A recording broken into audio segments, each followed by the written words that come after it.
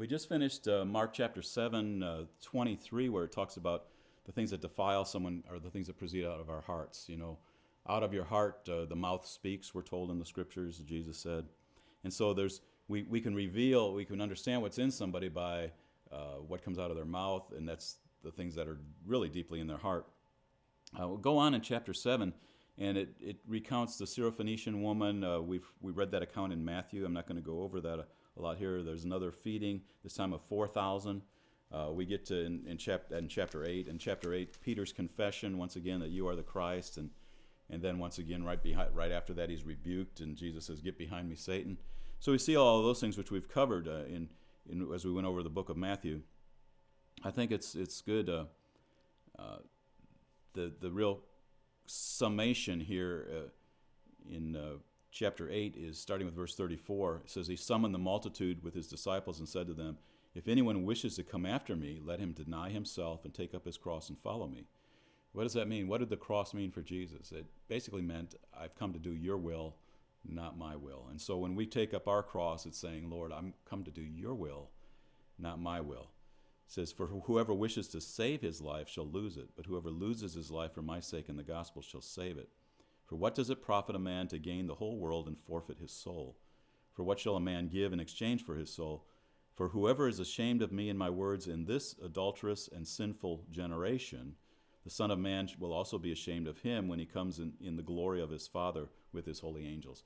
So here he's talking about the whole matter of what's important. And he said, what I've called you to do is come and follow me the way I've followed my Father. Is that I'm not coming to do my own will, I'm coming to do the will of the Father.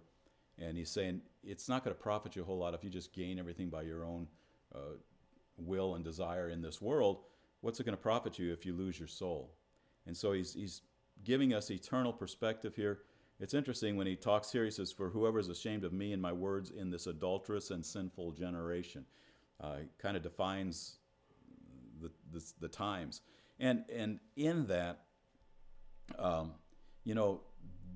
the fact that it is an adulterous and sinful generation makes it harder to really stand for the Son of Man, to stand for righteousness, to stand for that which is holy and true, because there's the pressure of the society which is pulling you away from that, pulling you to just conform to what's going on. So and then he says, the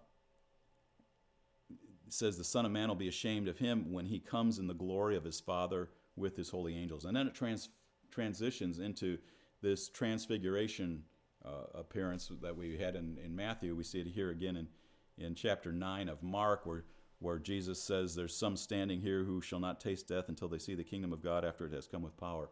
And so here, and then right after Jesus says this, some of you standing here, he takes 3 of them up to the Mount of Transfiguration. I still contend that is the fulfillment of Jesus, what Jesus said here, that he said, some of you are going to see a Son of Man in his kingdom. Some of you see the kingdom of God after it has come with power. What else is it that Jesus is transformed? His garments are wider than anything on earth could do. So what is it? It's not of earth. It's of maybe heaven. So it's just, I see all this fulfilled here the disciples get terrified, fall on their face, say, things that maybe they shouldn't have said. And then the Father speaks from heaven and says, "This is my beloved Son, listen to him." So we see that whole account again. And then what's interesting in Mark 9 is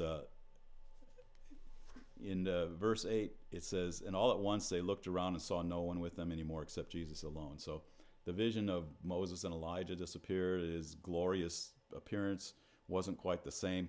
And then in verse 9 it says, "And as they were coming down from the mountain, he gave them orders not to relate to anyone what they had seen until the Son of Man should rise from the dead." So here he's talking about his resurrection again. And in verse 10 it says, "And they seized upon that statement, discussing with one another what rising from the dead might mean." Like all of a sudden they're thinking, what do you mean rising from the dead? They'd seen all this thing and they're told not to tell about it until after Jesus had risen from the dead. And they thought, well, what does rising from the dead mean? And of course, we know now that rising from the dead meant rising from the dead. But they tried to come up with some kind of spiritual understanding of that. We probably do that too. Like, put away all contentions and fightings and whatever. We'd be like, well, what does that mean? I mean, or forgive one another as I've forgiven you. It can't mean really forgive. I mean, we got to hold something over their head a little bit. Who knows what we do with trying to find the spiritual meaning. So they couldn't understand the obvious because they had a context. They already had believed something that was going to happen. They believed that the Son of Man would live forever, which he will. He'll reign on the throne forever, which he will. And so they had already had that in their ideas. So what? They're not going to be dead. There's death. That doesn't fit in this whole thing. So at the end of chapter 9, Jesus gives some dire warnings about hell. And this is probably the most graphic that anyone talks about hell in all the Bible. Jesus warns several times about the severity of hell and how it's better to be crippled and enter into life, like crippled, like if your hand offend you, or your eyes offend you, or whatever. He says, pluck it out, pluck out your eye, cut off your hand, whatever. He's all saying this. He says because the severity of hell is so bad, and he describes it several times from the quote out of Isaiah, where their worm does not die and the fire is not quenched. And so he gives these dire warnings, and then he ends chapter 9 with, salt is good, but if the salt becomes unsalty, with what will you make it salty again? Have salt in yourselves and be at peace with one another. And once again, I would say here that salt, it's not just talking about preserving and making something taste better. I don't even think this has to do with salt and tasting. I think this has to do with salt that comes from the sea, the Dead Sea, that would be used, potassium chloride that would be used for fertilizing and for disinfecting. Have salt in yourself. Be someone that can make the good stuff, help the good stuff grow, and that would really disinfect and destroy some of the evil that's around. So salt was used both for fertilizing the plants, and it was also used for covering up, when they had to eliminate in their system and they go have a bowel movement or something, you cover it with salt.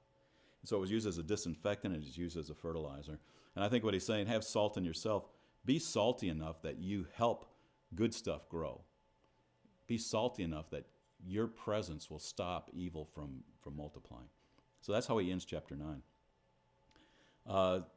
Several stories here are repeated in the next little bit that are talked about in Matthew, and so we're not going to talk about that in much. But he begins to talk openly about his death in chapter 10. He had already said that in chapter 9 about don't say anything until after I've risen from the dead. And I would say Mark is a really good book for new believers to read because it's short, it's concise, it covers a lot of the details, it goes really quick, and I think it's pretty easy to understand, maybe better than some of the language in other Gospels, especially maybe the beginning of John. So we get to the end of chapter 10, and Bartimaeus, blind Bartimaeus, Bar-Timaeus. Bar means son of. He's a son of Timaeus. And so it says, verse 46 I thought was interesting in chapter 10. And they came to Jericho, and as he was going out from Jericho with his disciples and a great multitude, a blind beggar named Bartimaeus, the son of Timaeus, was sitting by the road. Well, Bartimaeus means son of Timaeus. So, son of Timaeus, the son of Timaeus. Bartimaeus, the son of Timaeus. I don't even know if the guy had a name, just blind son of Timaeus. So they called him Bartimaeus. And here, I mean, not a whole lot of respect for the guy, probably. He's just a blind beggar. Just, son of Timaeus, son of Timaeus. Blind son of Timaeus out there. Well, it goes through here, and he began to cry out. It says, Bartimaeus did. Began to cry out and say, Jesus, son of David, have mercy on me. So he's making a declaration. Bartimaeus has some real revelation here. He's saying, Jesus, you are the son of David. You are the Messiah. He says, you have the power. You have the authority. Have mercy on him. And finally, Jesus stopped and said, call him here. And they went to him and said, take courage, verse 49. Arise, he's calling you. And casting aside his cloak, he jumped up and came to Jesus. Casting aside his cloak is what he sat on, what he used for his begging business. So he was making a real step of faith. And he just cast away his cloak, getting rid of that which was going to be helpful for him. And Jesus asked the question, what do you want me to do for you?